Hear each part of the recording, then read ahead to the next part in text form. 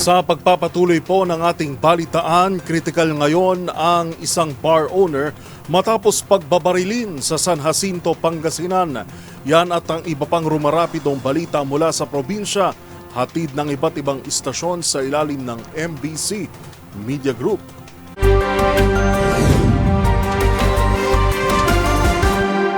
Lalaking may-ari ng resto bar sa San Jacinto, Pangasinan pinagbabaril, malubha ang kalagayan. Patuloy pang nilalapatan ng lunas ng mga doktor sa isang paggamutan sa Dagupan City ang biktima na isang 42 anyos na lalaki, resto bar owner at residente ng Manawag, Pangasinan. Batay sa ulat ni San Jacinto Chief of Police Napoleon Velasco Jr. alas 4 ng madaling araw kanina, habang nakatayo sa harapan ng kanyang resto bar ang biktima, biglang sumulpot ang isang motorsiklo at pinagbabaril ito na tinamaan sa iba't ibang bahagi ng katawan na agad ay naitakbo sa paggamutan, habang mabilis namang tumakas ang mga suspect na nakilala ng mga testigo ang gunman na si alias Paulo, nasa hustong gulang, dating empleyado sa resto bar, at ang driver ng motorsiklong kinikilala pa sa pamamagitan ng CCTV. Sa ngayon nagpapatuloy ang hot pursuit operation ginagawa ng mga otoridad. Walang basyong nakita sa lugar ng krimen na pinalalagyan na dibulang baril ang ginamit ng mga suspect. Para sa MBC TV Network News, ito si Freddy Pajardo, Aristart ito una sa Pilipinas, una sa Pilipino.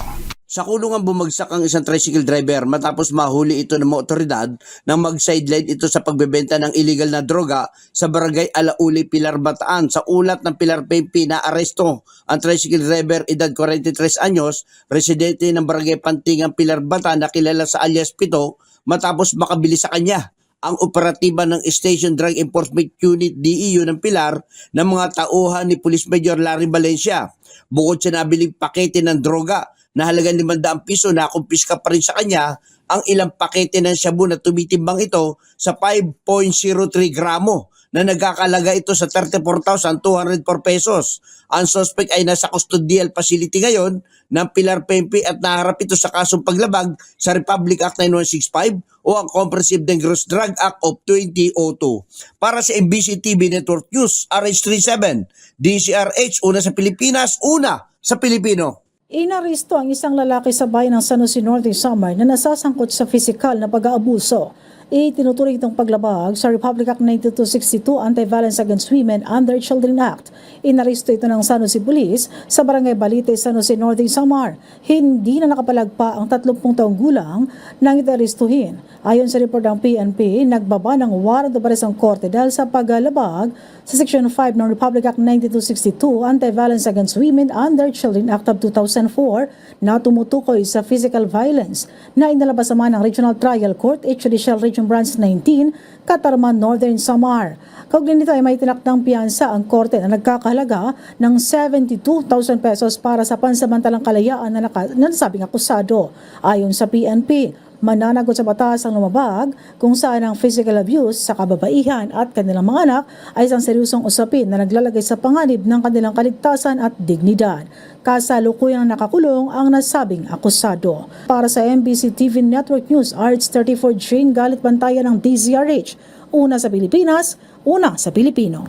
Humihingi ang Baguio City Police Office ng tulong sa publiko sa mga nakakita sa nag-iwan ng fetus o nabubuong sanggols na natagpuan sa isang basurahan sa Ligarda Road dito sa lungsod. Nagpatulong ang pulisya sa mga tao nakasaksi sa pagtapon sa sanggol para mapanagot ang may kagagawa nito. Sa ngayon ay kasalukuyang pa rin inimbestigahan ng Station 5 ng Baguio City Police Office ang kaso para tuklasin ang pagkatao na nagtapon sa naturang fetus. Batay sa report, nakatanggap ng tawag ang pulisya mula sa isang concerned citizen na nagpabatid kaugnay sa fetus na natagpuan sa basuran na nakalagay sa transparent garbage bag at binalot sa asul na kumot. Sa pagresponde ng pulisya, nakita nilang fetus na di pa alam ang kasalian sa basuran at dinala ito sa isang punerarya sa Baguio City. To ZRH41, Romy Gonzalez para sa DZRH. Una sa Pilipinas, una sa Pilipino.